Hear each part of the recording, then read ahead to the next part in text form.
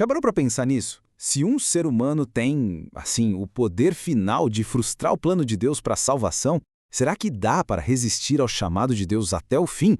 Essa é uma das perguntas mais fundas da nossa fé, e é exatamente sobre isso que a gente vai conversar hoje.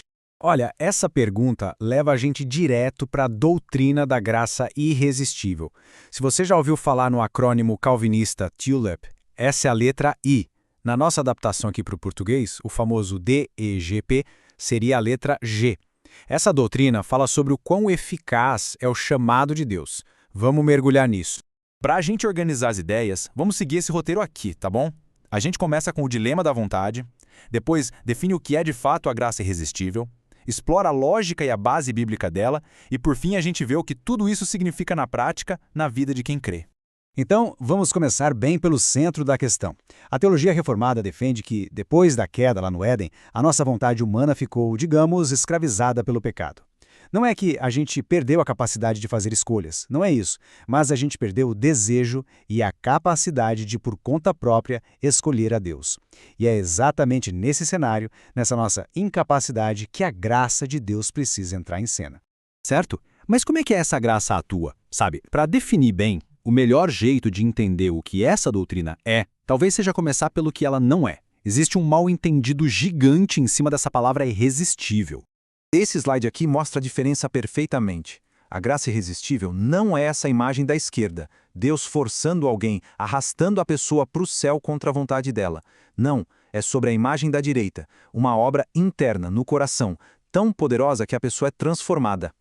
A vontade não é violada, entende? Ela é curada, é libertada, para que pela primeira vez ela queira a Deus de forma livre.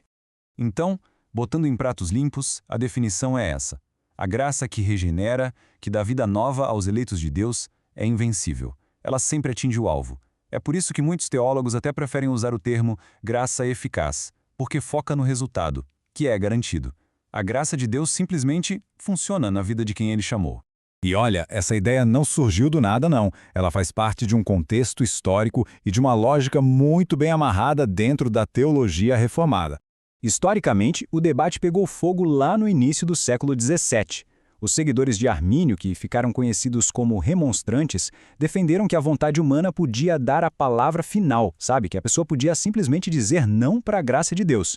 Em resposta, o Sínodo de Dort se reuniu e rejeitou essa visão de forma bem clara, afirmando que isso diminuía o poder soberano de Deus na salvação. E aqui que está o pulo do gato, a lógica da coisa. A graça irresistível não é uma doutrina isolada, ela é uma consequência natural das outras. Pensa comigo, se Deus escolheu um povo, e se Cristo morreu na cruz para garantir a salvação desse mesmo povo, então faz todo sentido que o Espírito Santo aplique essa salvação de um jeito que não tem como falhar, né? E essa corrente da salvação aqui no slide ilustra essa lógica de um jeito brilhante. Começa com a depravação total, que diz que a gente é incapaz de escolher a Deus. Por causa disso, a salvação tem que começar com a eleição incondicional de Deus. Para salvar esses eleitos, a expiação limitada garante o pagamento pelos pecados deles. E aí, para fechar, vem a graça irresistível como o último elo, o Espírito Santo aplicando com sucesso essa salvação no coração da pessoa. Um elo leva para o outro, não tem como quebrar. Ok, a lógica é boa, mas e a base bíblica para tudo isso? Vamos dar uma olhada agora em alguns dos textos-chave que servem de fundamento para essa doutrina. Vamos começar com as palavras do próprio Jesus, lá no Evangelho de João. A linguagem que ele usa aqui não é de talvez, é de certeza. Ele não diz, tem a chance de vir. Ele afirma com todas as letras, virá a mim. É uma declaração de que o resultado é garantido. E logo em seguida, Jesus reforça a ideia. A palavra grega original para trazer ou atrair aqui é muito, muito forte. Não é um convite passivo, do tipo, vem se quiser. É uma atração poderosa, eficaz, que não pode ser frustrada. Na visão reformada, essa atração de Deus sempre cumpre o seu propósito. Agora vamos pular lá para a carta aos Efésios, onde o apóstolo Paulo usa a que talvez seja a imagem mais forte e direta para a gente entender essa doutrina. A implicação disso aqui é tremenda. Pensa um pouco, o que uma pessoa morta pode fazer para voltar a viver? Absolutamente nada. Ela não pode escolher viver, não pode ajudar na própria ressurreição, não pode nem cooperar com o processo. Pois é. Se a Bíblia diz que a gente estava espiritualmente morto, então a vida espiritual só pode ser dada por um ato criador de Deus. Um ato que, pela própria natureza da coisa, tem que ser unilateral e eficaz. Assim como Lázaro foi chamado para fora do túmulo, os eleitos são chamados da morte para a vida. Certo. A gente entendeu a doutrina, a lógica por trás, a base bíblica, mas, no fim das contas, qual é a importância prática disso tudo? O que muda na vida de alguém que acredita nisso? Bom, a principal implicação é o descanso. É a confiança de que a nossa salvação não depende, em última instância, da nossa força de vontade, que a gente sabe que é fraca, inconstante, mas sim do propósito infalível de um Deus que é soberano. Isso gera uma segurança, uma paz muito profunda.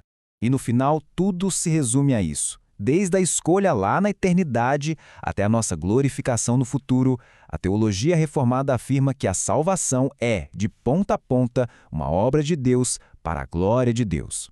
E assim, a gente volta para a nossa pergunta inicial. O que a gente viu aqui foi a visão da graça irresistível, onde a ação de Deus para salvar é soberana e sempre eficaz.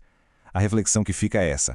A salvação depende, lá no fundo, de uma decisão humana que pode falhar ou do poder invencível de Deus, que nunca, jamais falha. Essa pergunta, sem dúvida, molda todo o nosso jeito de entender a fé.